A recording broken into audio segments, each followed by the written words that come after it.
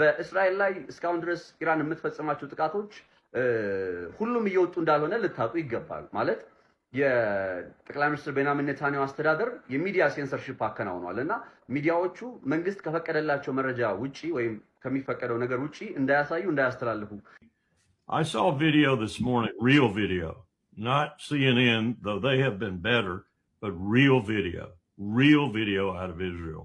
They are getting absolutely pummeled. Even አሁን ባለፈው ምን ያየው ነበር መሰላችሁ? ጋዜጠኞች ናቸው እነሱ ዘገባውን እየሰሩ በነበረበት ወቅት ላይ የኢራን ተከታታይ ጥቃቶች በእስራኤል ላይ ይፈጸማሉና ያንን ካሜራቸውን ወደ ሚሳኤሎቹ አዝረው ለመቅረጽ ጋዜጠኞቹ ቃል በቃል የሚናገሩት ነው የምነግራችሁ። የእስራኤል መንግስት ያው ሴንሰርሺፕ ስለማይፈቅድልን አናሳያችሁም እንጂ በዚህ ሰዓት ላይ በጣም የሚሳኤሎቹ ጥቃት እየተፈጸመ ነው። We're not showing you that because we're not going to show the Israeli government does not allow us or want us to show where that may have come up, that interceptor.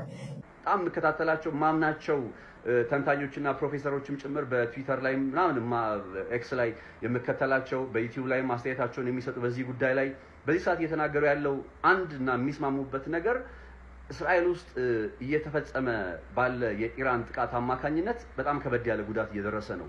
እንዳይታወቅና ነገሩ እንዳይወጣ በመዳፈኑ ወይም ባለመዘገቡና ባለመነገሩ ነው እንጂ ማለት